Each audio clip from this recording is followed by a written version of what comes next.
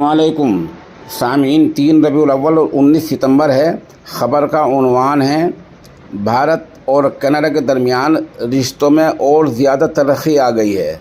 दरअसल कनाडा से आज ये बयान आया है कि हमने हिंदुस्तान के एक आला सफारतकार को आज यहाँ से निकलने के आदेश दे दिए हैं।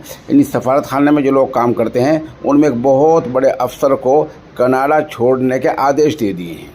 अब ख़बर थोड़ी तफसील सुनिए। कनाडा की वज़ीर ख़ारजा ने कहा है कि आज हमने एक सीनियर हिंदुस्तानी सफारतकार को कनाडा से निकलने का आदेश दे दिया है। हिंदुस्तानी सफारतकार कनाडा में भारत की विदेशी खुफिया agency research and analysis wing रा के चीफ हैं। कनाडा में हिंदुस्तान पर खालिस्तानी दहशतगर्द के कत्ल में मुलजिम होने का इल्ज़ाम लगा है। इन कनाडा ने यह कहा है कि यहाँ एक खालिस्तानी दहशतगर्द का जो कत्ल हुआ है उसमें हिंदुस्तान के लोग शामिल हैं और जवाबी कार्रवाई में नई दिल्ली के महकमा खुफिया को निकाल दिया गया है। कनाडा के इस कदम ने ओटावा और दिल्ली के दरमियान ताल्लुकात पहले से ज़्यादा तलख कर दी हैं।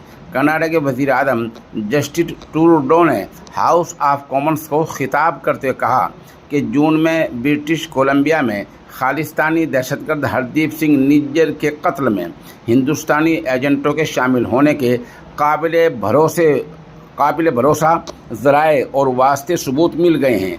हमारी सरकार इन इल्ज़ामात की सरगर्मी से जांच कर रही है।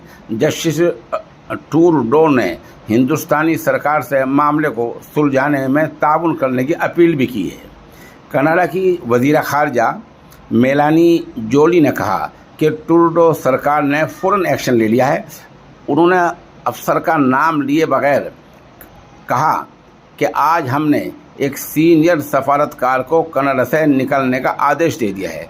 जोली ने कहा कि ये राजनयिक ये सफारतकार भारत की विदेशी गैर मुल्की खुफिया एजेंसी रा के चीफ थे।